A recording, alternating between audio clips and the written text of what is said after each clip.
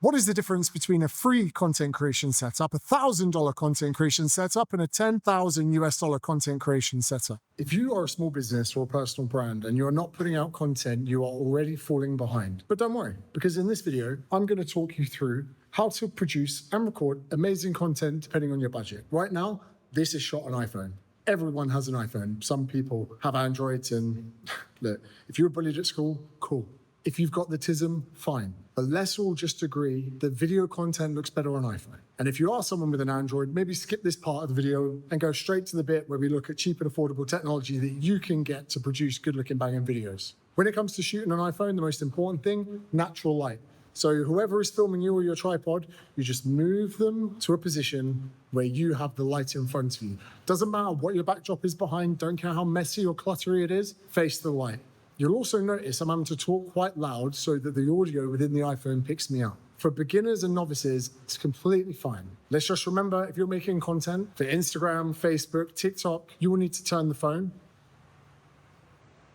and shoot in portrait, but if you're doing YouTube, you would turn it back around and shoot in landscape. Get a tripod, try and keep the camera at eye level, because if the camera is beneath you, it quite literally looks like you're talking down to people. And if the camera is too high, it looks like you're a dwarf. You're allowed to say dwarf? Is that the word? Midget? Dwarf? Yeah, Which one's politically correct? dwarf is fine. Fine. What are they going to do? The iPhone is completely fine up until the point you can move away from it. But before we get into big, complicated cameras and lenses that look really expensive, let's appreciate you can do a lot with an iPhone. If we look at Matt Armstrong's Mark II channel, the entire thing is filmed with an iPhone. Yeah, sure, the audio doesn't really do the trick now and then, but it goes to show that using an iPhone, you can still produce millions of views and attract audiences and millions of people. But imagine there was a world that between expensive cameras and cheap iPhones, there was a piece of technology that we could use that would help us put out more content without having to understand what f-stop, exposure, aperture, or any other that complex stuff is. Introducing the DJI Pocket Osmo 3. There's a YouTube channel online by a guy called Spanion who just uses this and he gets millions of views. Now, one of the best features of the DJI Pocket Osmo is that, let's say yesterday, for whatever reason, Declan messed up filming with it, I can just pick it up today and use it. And the thing is, I don't need a videographer to hold anything stable. I can just do it myself. And again, let's say I was doing a video on the benefits of using an infrared sauna. I'm not sure you're supposed to get in them with your clothes on. And then again, let's just say you wanted to talk about something, you could do that. Then if the audio quality, for whatever reason, wasn't as good,